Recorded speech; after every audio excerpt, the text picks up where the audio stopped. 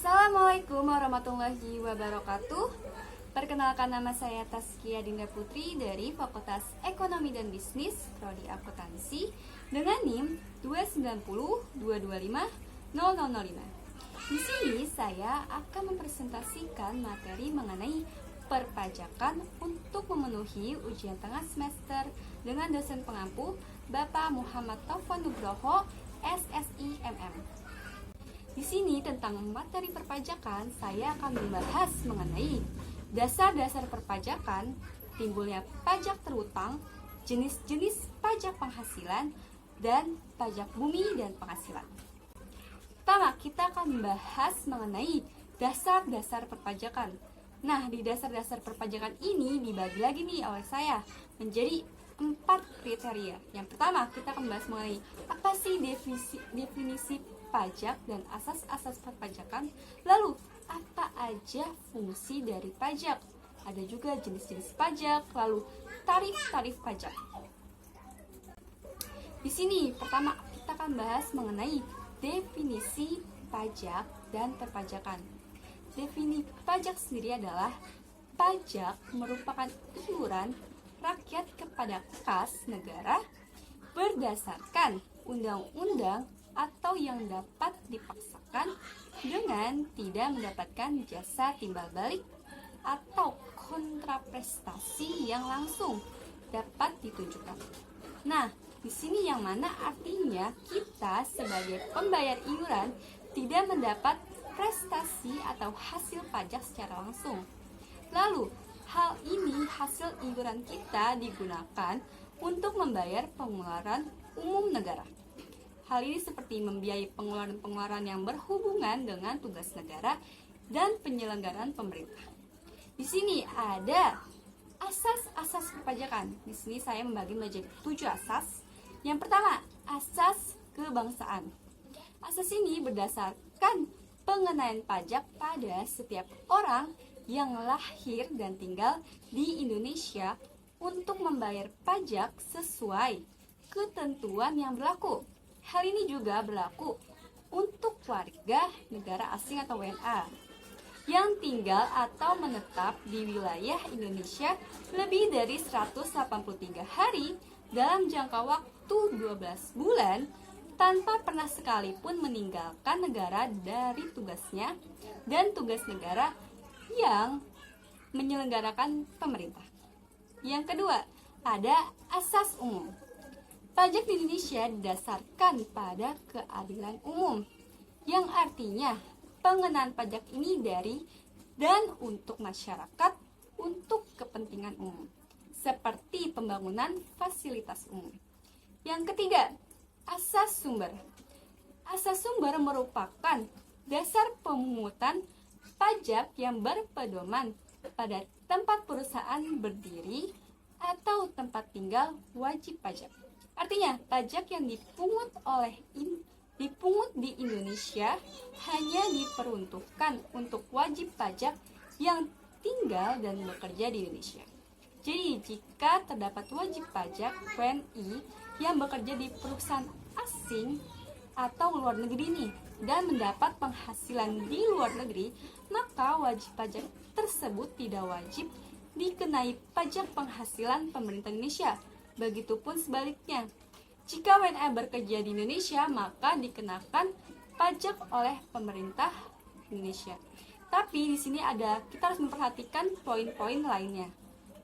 Seperti misalnya, apa itu di mana wajib pajaknya, subjeknya, ataupun objeknya. Yang keempat, ada asas yuridis. Asas yuridis sudah ketahuan pasti berhubungan dengan hukum di Indonesia dan landasan pemungutan pajak. Lalu ada asas ekonomis. Dengan asas ekonomis ini, pajak tidak boleh menjadi penyebab merosotnya perekonomian seseorang ataupun rakyat. Dengan adanya pajak diharapkan pemerintah bisa secara maksimal mendapatkan pembiayaan melalui pemungutan umum. Lalu, selanjutnya adalah asas wilayah. Asas wilayah memiliki kemiripan dengan asas tempat tinggal yang sebelumnya sudah dijelaskan. Asas ini didasarkan pada lokasi tempat tinggal wajib pajak.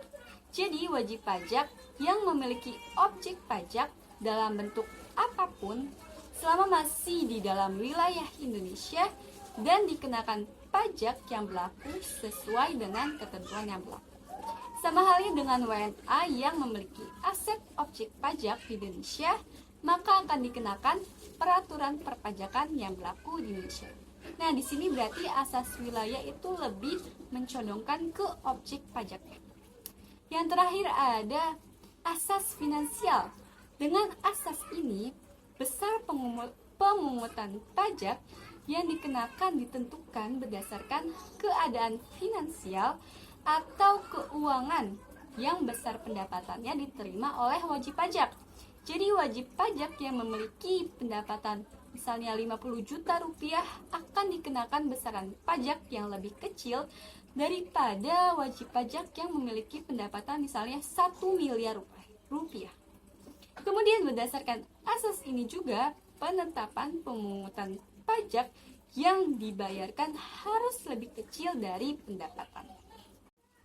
Lalu dari konsep dasar perpajakan kita akan mengenal mengenai fungsi-fungsi pajak. Di sini saya menjelaskan ada 4 fungsi pajak. Itu yang pertama, fungsi budgetary. Di Indonesia, pajak merupakan kontributor pendapatan negara terbesar. Sebagai sumber pendapatan negara, pajak berfungsi untuk membiayai pengeluaran-pengeluaran negara. Tentu saja.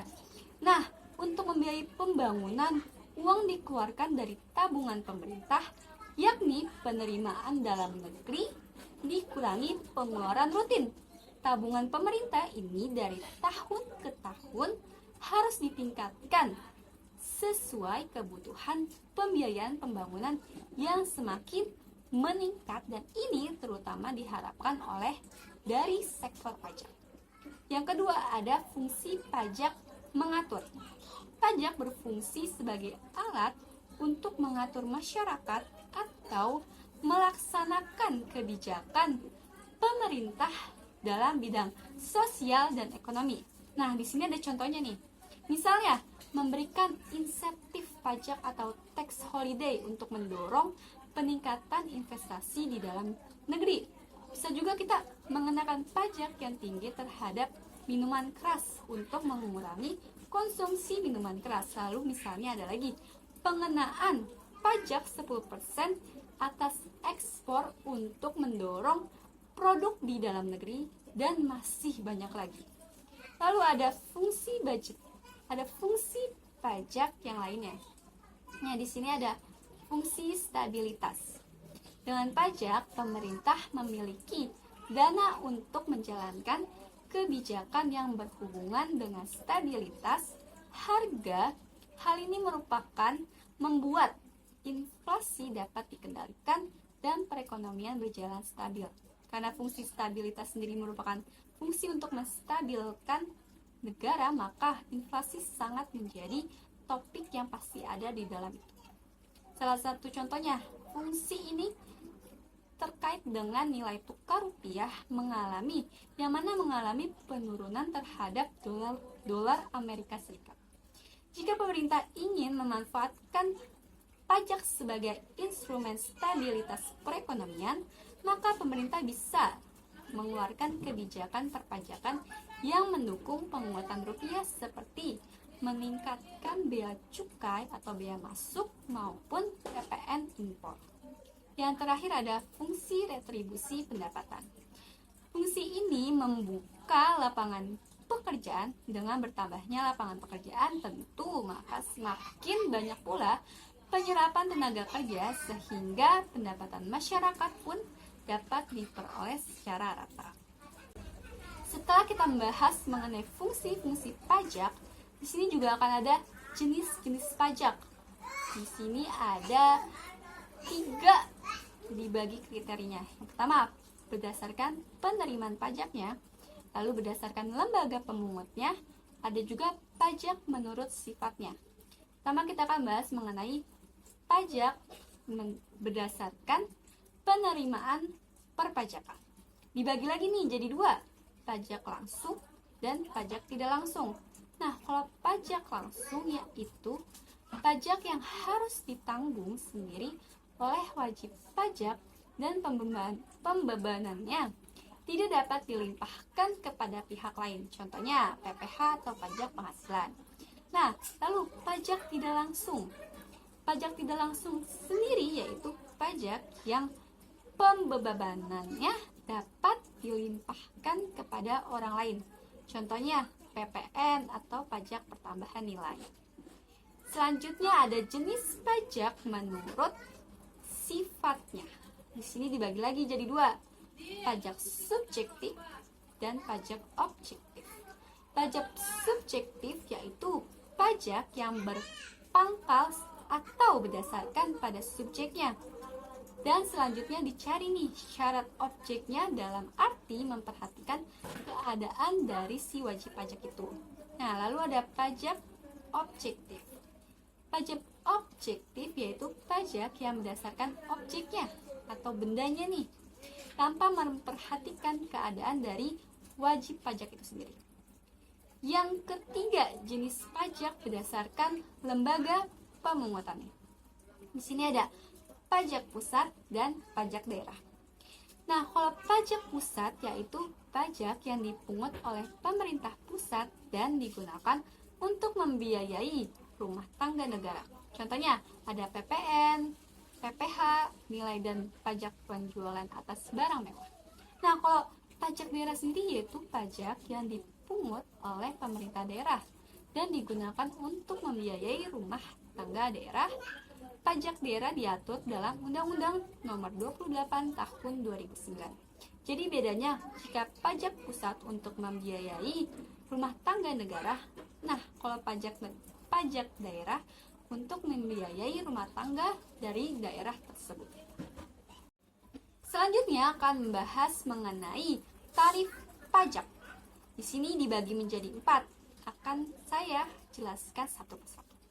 Pertama ada tarif tetap, yaitu tarif dengan jumlah atau angka tetap berapapun yang menjadi dasar pengenaan pajak sehingga besarnya pajak yang terutang tetap. Di sini ada contoh, di sini ada dasar pengenaan pajak dan tarif pajak. Pertama ada 1 juta, tarifnya dapatkan 3.000. Nah, walaupun 10 juta, 20 juta, 50 juta, tarif pajaknya akan tetap sama yaitu sebesar 3.000. Selanjutnya ada tarif sebanding atau proporsional. Tarif dengan presentasi tetap berapapun jumlah yang menjadi dasar pengenaan pajak, berarti ini presentasinya tetap ya. Dan pajak yang harus dibayar selalu akan berubah secara proporsional sesuai dengan jumlah yang akan dikenakan. Nah, di sini ada contoh. Dasar pengenaan pajak, tarif pajak dan utang pajak. Tarifnya sama, dasar pengenaannya nih yang beda. Misalnya kita dasar pengenaannya 1 juta, utang pajaknya 100.000, misalnya 10 juta jadi 1 juta, begitupun seterusnya. Misalkan PPN dengan tarif 10% dikenakan terhadap penyerahan suatu barang kena pajak dengan jumlah dasar pengenaan pajak semakin besar seperti yang contoh di tabel, maka tarif presentasinya tetap menyebabkan jumlah utang pajak menjadi lebih besar sesuai banyaknya dasar pengenaan pajak. Selanjutnya ada tarif pajak berdasarkan tarif progresif. Tarif progresif yaitu tarif dengan presentasi yang semakin meningkat atau semakin naik nih apabila jumlah yang menjadi dasar pengenaan pajak meningkat. Di sini ada contohnya. Ada lapisan penghasil kena pajak dan tarif pajaknya. Tadi kan dikatakan tarifnya akan semakin meningkat sesuai dengan dasar pengenaannya yang semakin meningkat. Nah, misalnya kita dapat lapisan penghasilan kena pajak sebesar 50 juta, maka tarifnya dikenakan 5%. Jika di atas 50 juta sampai dengan 250 juta, dikenakan tarif pajak sebesar 5%. Begitu pula seterusnya, 250 sampai 500 juta didapatkan 25%. Nah, di atas 500 juta dikenakan 30%. Berarti sesuai kenaikan tarif pajak didasarkan oleh pengenaan dari pajak itu sendiri. Ini dibagi jadi 3 nih tarif progresif. Ada tarif progresif tetap, tarif progresif degresif, dan tarif progresif biasa. Sesuai nih, penaikannya tetap turun. Lalu ada nih, tadi kan tarif degresif, tarif yang menurun. Tarif degresif yaitu presentasinya yang semakin turun apabila jumlah yang menjadi dasar pengenaan pajak meningkat. Setelah membahas mengenai tarif pajak, kita akan masuk langsung ke timbulnya pajak terutang.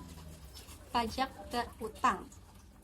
Pengertian pajak terutang sendiri yaitu menurut pasal 1 ayat 8 Undang-Undang Penagihan Pajak, pajak yang masih harus dibayar, termaksud sanksi administrasi berupa bunga denda atau kenaikan yang tercantum dalam surat ketetapan pajak atau surat sejenisnya berdasarkan ketentuan peraturan perundang-undangan perpajakan. Sini ada dua ajaran nih yang mengatur timbulnya hutang perpajakan. Yang pertama, ajaran formil. Ajaran formil merupakan utang pajak yang ditimbul karena dikeluarkannya surat ketetapan pajak oleh fiskus, atau fiskus itu bisa dibilang penagihnya atau pemerintah, untuk menentukan apakah seseorang dikenakan pajak atau tidak berupa jumlah pajak yang harus dibayar dan kapan jangka waktu pembayarannya dapat diketahui dalam surat ketetapan tersebut. Ajaran ini konsisten dengan penerapan Official Assessment System, yaitu sistem penilaian resmi, suatu sistem pemungutan pajak yang mana memberikan wewenang kepada pemerintah atau fiskus untuk menentukan besarnya pajak yang terutang. Lalu ajaran kedua, yaitu ajaran material. Di sini merupakan utang pajak yang timbul karena diberlakukannya undang-undang perpajakan. Dalam ajaran ini, seseorang akan secara aktif menentukan apakah dirinya dikenakan pajak atau tidak sesuai dengan peraturan perpajakan yang berlaku. Ajaran ini konsisten dengan penerapan self-assessment system, yaitu memberikan kepercayaan kepada wajib pajak atau WP untuk menghitung dan memperhitungkan, membayar dan melaporkan sendiri jumlah pajak yang seharusnya dibayarkan berdasarkan peraturan perundang-undangan. Dasar hukum pajak terutang. Di sini ada 3 undang-undang perpajakan yang menjadi dasar hukum dari pajak berhutang. Yang pertama, Undang-Undang Nomor 28 Tahun 2007 tentang Ketentuan Umum dan Tata Cara Perpajakan atau KUP. Yang kedua, ada Undang-Undang Nomor 36 Tahun 2008 tentang Pajak Penghasilan atau PPH.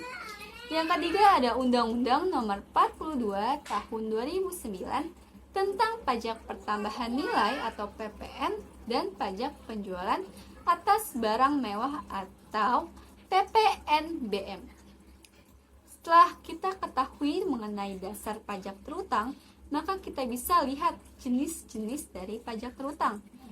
Jika melihat dari peraturan perundang-undangan, maka pajak terutang jenisnya ada PPH, PPN, dan PPNBM. Untuk PPH terutang di sini ada pasal 21, pasal 22, pasal 23, pasal 25 atau 29 orang pribadi, pasal 25 atau 29 orang badan, pasal 26, pasal 15 dan pasal 4 ayat 2. Nah, untuk PPH sendiri akan dijelaskan lebih lanjutnya di slide berikutnya. Setelah PPH ada PPN terutang, yaitu pajak pertambahan nilai, yang mana transaksinya, pembayaran transaksi akan dikenakan saat itu juga. Lalu ada PPNBM terutang, pajak penjualan atas barang mewah. Nah, di sini terutangnya PPNBM pada saat penyerahan barang kena pajak atau BKP atau jasa kena pajak atau JKP, baik itu impor BKP atau ekspor JKP, berwujud dan tidak berwujud. Nah, terutangnya PPNBM ini adalah pada saat pembayaran transaksi yang dikenakan PPNBM tersebut. Setelah kita mengetahui dasar dan jenis dari pajak terutang, di sini ada contoh perhitungan PPh pribadi terutang. Kita punya Pak Klik, seorang karyawan perusahaan PT AAA yang masih lajang serta memiliki NPWP. Penghasilannya dia sebesar 100 juta setahun. Berikut tahapan perhitungannya jika kita mengetahui jumlah PPh terutangnya. Diketahui tadi penghasilan brutonya sebesar 100 juta. Penghasilan bruto artinya penghasilan kotor yang dimiliki oleh seseorang. Lalu PTKPK garis miring O. PTKP itu artinya penghasilan tidak kena pajak. Kenapa ada K garis miring O? Karena Pak Klik diketahui masih lajang atau tidak menikah, tidak memiliki tanggungan. Lalu penghasilan kena pajaknya berarti sebesar 46 juta, di mana dapat dari 100 juta dikurang 54 juta. Kita mencari nih PPh terutangnya. Masukkanlah tarif PPh sebesar 50% dikali penghasilan kena pajaknya 46 juta. Didapat 2.300.000. Berarti PPh terhutangnya sebesar 2.300.000.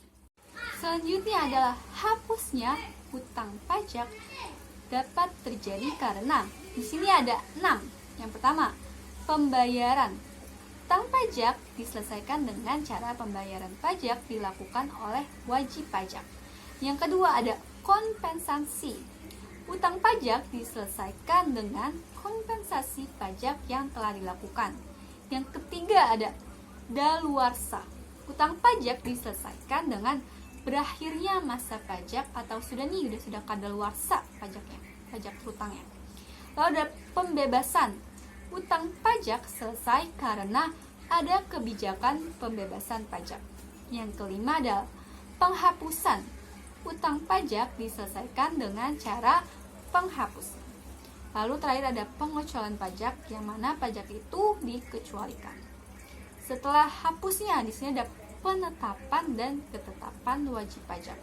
Jika penetapan yaitu setiap wajib pajak membayar pajak yang terutang sesuai dengan ketentuan peraturan perundang-undangan perpajakan dengan tidak menggantungkan pajak adanya surat ketetapan pajak. Di sini adalah pasal 12 ayat 1 Undang-Undang KUP.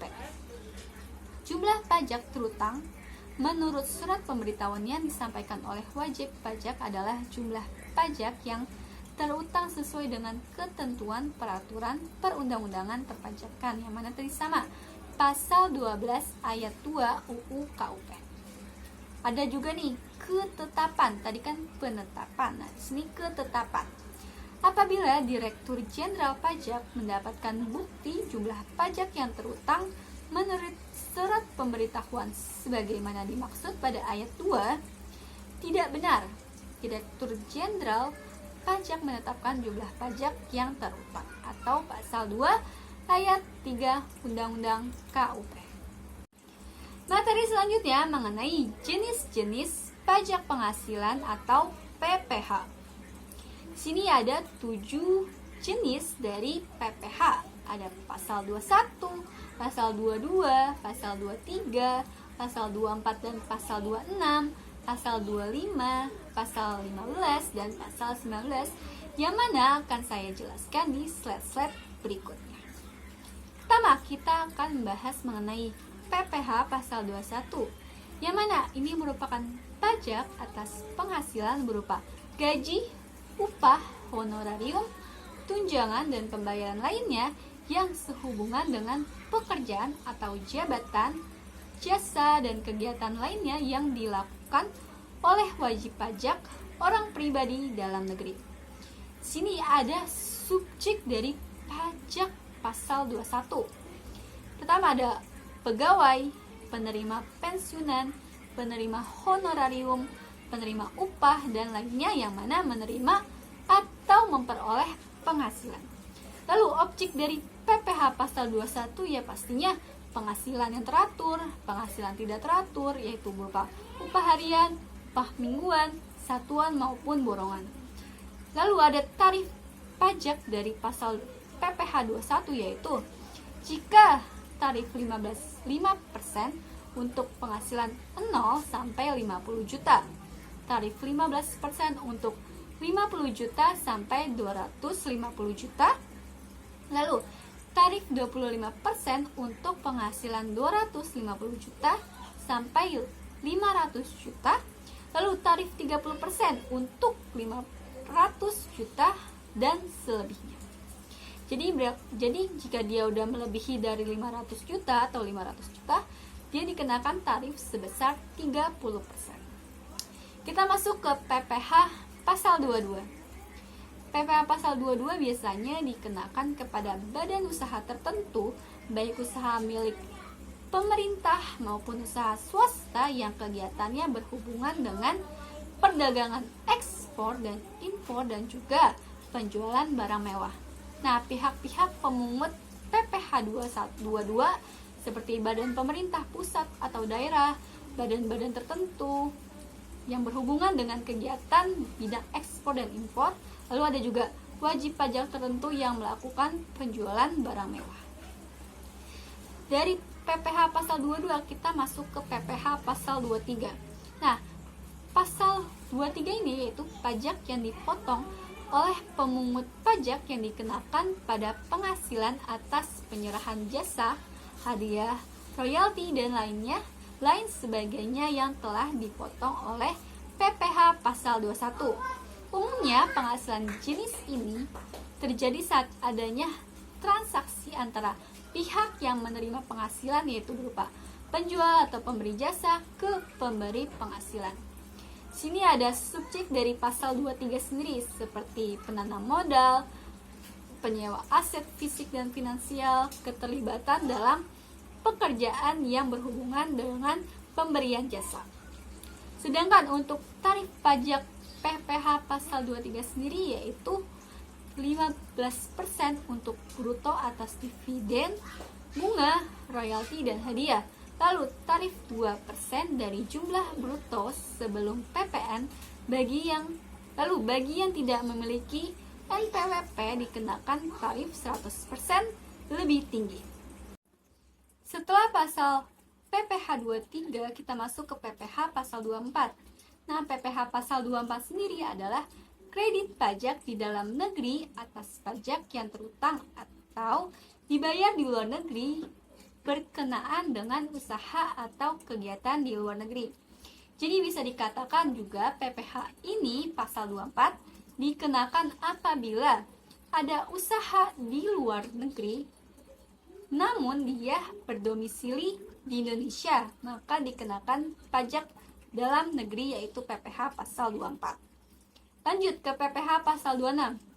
Pajak penghasilan yang dikenakan atas penghasilan yang bersumber dari Indonesia yang diterima atau diperoleh oleh WP luar negeri selain BUT yaitu bentuk usaha tetap di Indonesia, pemotongan yang bersifat final atas penghasilan yang bersumber dari Indonesia yang diterima atau diperoleh wajib pajak luar negeri selain BUT. Jadi, untuk PPh 26 ini bisa dikatakan dia berdomisili di luar negeri tetapi mendapatkan atau memiliki usaha di dalam negeri, maka akan dikenakan pajak PPh ini. Subjek pajak bisa baik WNA maupun WNI. Nah, di sini ada objek pajaknya. Bisa berupa dividen, bunga, royalti, sewa, imbalan, hadiah, dan penghargaan serta dana pensiun. Lalu tarif pajaknya yaitu 20% dikali penghasilan bruto. Masuk kita ke PPh pasal 25, 15 dan 19. Nah, untuk PPh pasal 25 sendiri merupakan pajak penghasilan yang dibayar secara angsuran dengan tujuan agar meringankan beban wajib pajak dan pajak berutangnya. Nah, dilunasi dalam jangka waktu 1 tahun dan pembayarannya tidak dapat diwakilkan kecuali harus dilakukan sendiri. Nah, untuk PPh pasal 15 sendiri adalah pajak yang dipungut dari wajib pajak yang mempunyai atau pada bidang industri, pelayaran, dan juga penerbangan internasional. Sedangkan bisnis lain yang bisa dikenakan PPh yaitu seperti perusahaan pengeboran minyak. Selanjutnya, dan yang terakhir adalah PPh pasal 19. Pajak yang dipungut atas penilaian aset tetap yang ketika dinilai kembali terdapat selisih keuntungan atau harga beli untuk saat ini jauh lebih murah dibandingkan dengan nilai pasarnya, maka dimaksud penilaian dapat diartikan sebagai revaluasi ulang. Materi selanjutnya adalah mengenai pajak bumi dan bangunan atau biasa kita kenal dengan PBB. Nah, untuk PBB sendiri yaitu sebuah biaya yang harus disetorkan atas keberadaan tanah dan bangunan yang memberikan keuntungan dan kedudukan sosial ekonomi bagi seseorang ataupun badan. Nah, karena pajak bumi dan bangunan bersifat kebendaan, maka besar tarifnya ditentukan dari keadaan objek bumi atau bangunan yang ada. Tarifnya sendiri sebesar 0,5%. Sini ada objek-objek dari pajak bumi bangunan. Pertama ada objek bumi dalam PBB seperti sawah, ladang, kebun, tanah, perkarangan, dan tambang. Lalu objek bangunan dalam PBB seperti rumah tinggal, bangunan usaha, gedung bertingkat, pagar mewah, kolam renang, dan jalan tol.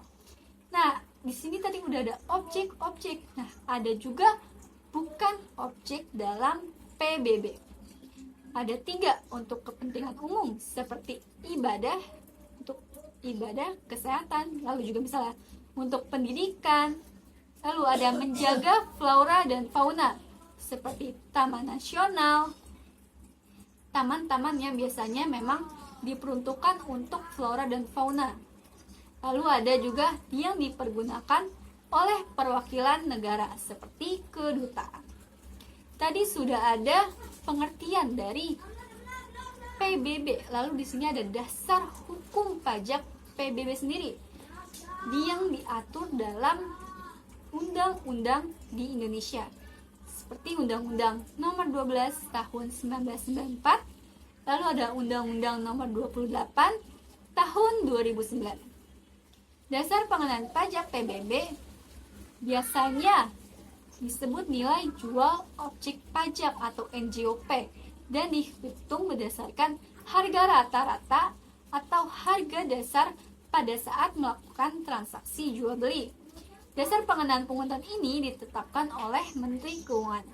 Jadi setiap daerah memiliki nilai jual objek pajak yang didasarkannya berbeda-beda dengan adanya pengaruh beberapa dasar penetapan untuk objek bumi dan bangunan seperti bahan apa yang digunakan dalam bangunan, letaknya, rekayasanya, kondisi lingkungan, pemanfaatan atau peruntukannya nih untuk apa dibuatnya bangunan bumi ini. Setelah ada dasar hukum, kita masuk ke cara penghitungan pajak PBB. Di sini pajak bumi sendiri tarifnya caranya yaitu tarif pajak dikali NJKP, yaitu 0,5% dikali presentasi NJKP dikali dalam kurung NJOP dikurang NJOP TKP. Keterangannya di sini ada NJKP sendiri artinya nilai jual kena pajak. NJOP yaitu nilai jual objek pajak. Nah, NJOTKP yaitu nilai jual objek pajak yang tidak kena pajak.